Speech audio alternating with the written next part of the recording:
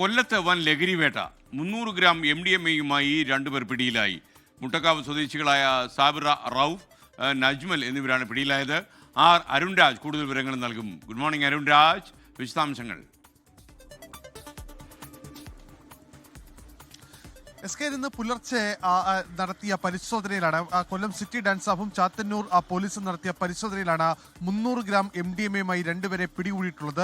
ഈ കൊല്ലം ജില്ലയിലെ മൈലാപ്പൂർ തൈക്കാവ് ജംഗ്ഷനിൽ നിന്നാണ് ഇരുവരും പിടിയിലായത്. ബാംഗ്ലൂരിൽ നിന്ന് കൊണ്ടുവന്ന MDMA-യാണ് ഈ പ്രതികളിൽ നിന്ന് പിടിച്ചെടുത്തത് എന്നുള്ളതാണ് പോലീസും എക്സൈസും പറയുന്നത്.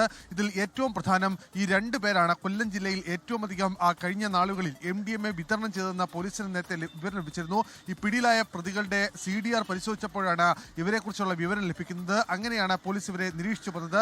ഇന്ന് ബാംഗ്ലൂരിൽ നിന്ന് ഇത്തരത്തിൽ MDMA വരുന്ന വഴിക്കാണ് ഇരുവരും പിടിയിലായത്. ഈ സാബിർ റൂഫ്, ഏലിയാസ് തങ്ങളും നജ്മൽ എന്നിവരെയാണ് പിടിയിലാക്കപ്പെട്ടിട്ടുള്ളത്. 20 ലക്ഷം രൂപ വിപണിയിൽ വില വരുന്നതാണ് ഈ MDMA എന്നുള്ളതാണ് നിലവിൽ പോലീസ് സംശയിക്കുന്നത്. ഇവരിൽ നിന്ന് കൂടുതൽ പേരിലേക്ക് അന്വേഷണം പോകാനുള്ള സാധ്യത കൂടി ഇഘട്ടത്തിൽ പോലീസ് കാണുന്നുണ്ട്. കാരണം വിദ്യാർത്ഥികളെ കൂടി ലക്ഷ്യമിട്ടാണ് ഇത്തരത്തിൽ MDMA ഇവർ കൊണ്ടുവന്നതെന്നാണ് പോലീസ് ഇപ്പോൾ വിലയിരുത്തുന്നത്. ഇതിന്റെ അടിസ്ഥാനത്തിലുള്ള പരിശോധന വരും ദിവസങ്ങളിൽ ഉണ്ടാകും. ലോകത്തെവിടെയായാലും ഏത് സമയത്തും 24 വാർത്തകളും ഓഗ്മെന്റഡ് റിയാലിറ്റി പാക്കേജുകളും എക്സ്പ്ലെയിനറുകളും വിശദമായി കാണാൻ ഞങ്ങളുടെ യൂട്യൂബ് ചാനൽ നിങ്ങൾക്ക് സബ്സ്ക്രൈബ് ചെയ്യാം.